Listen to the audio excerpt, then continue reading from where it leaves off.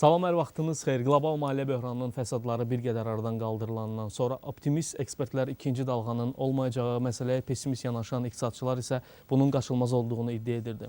Lakin dünyada baş verən son proseslər bu məsələyə pessimist yanaşan iqtisadçıların proqnozlarının getdikcə özünü doğrultduğunu ortaya çıxarmaqdadır.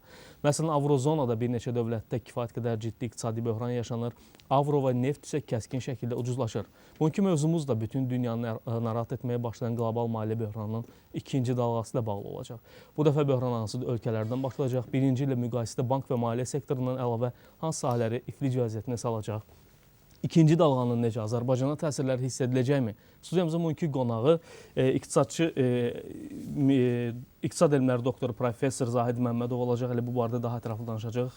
Xoş gördük Zahid müəllim. Təşəkkürlər Vahid müəllim. Zahid müəllim, ilk olaraq bu ikinci böhranla bağlı dünyanın ekspertləri belə də ki, istər Azərbaycanda, istər bütün dünyada iki yerə bölünmüşdü. Optimist və pessimist. Yəni optimist ekspertlər hesab edirdi ki, ikinci dalğa olmayacaq, amma pessimist yanaşanlar isə bir qədər fərqli idi və bunu gözləyirdi. Və bugün Avrozonada bayaq qeyd etdiyim kimi kifayət qədər ciddi proseslər başlayıb. İstər İslandiyada, istər Yunanistanda, İtaliyada, Portuqaliyada. Ümumiyyətlə baş verənlər və avronun... Dünya tarixində görünməyən hadisə NATO'nun üzvü İslandiya ilk yardım Rusiyadan istəmişdi. Rusiyadan, bəli.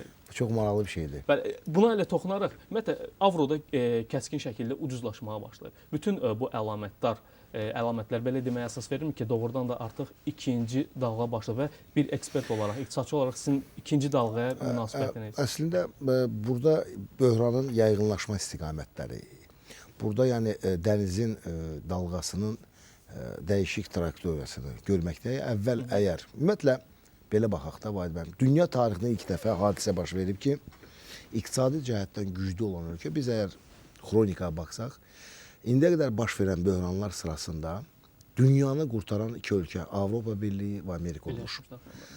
Cənubi-Şərqi Asiya ölkələrində 1997-ci ildə baş verən böhran, bundan öncə adlandırdığımız drakonlar, tigrlər, pələnglər, çeşitli adlar verildi. Nəhənglər, belə və örnəklər, kitablar yazılırdı, modellər deyilirdi.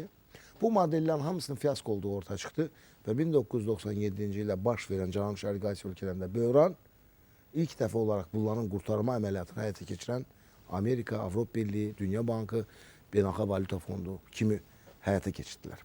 2001-də, 1998-də Rusiyada baş verdi. Yenə də Rusiyanın reseptlərini hazırlayan, buyurun, qərb. 2001-ci ildə Türkiyədə yenə də reseptlər hazırlandı, buyurun. Yəni artıq həkimdə elə bir resept var idi ki, bütün bu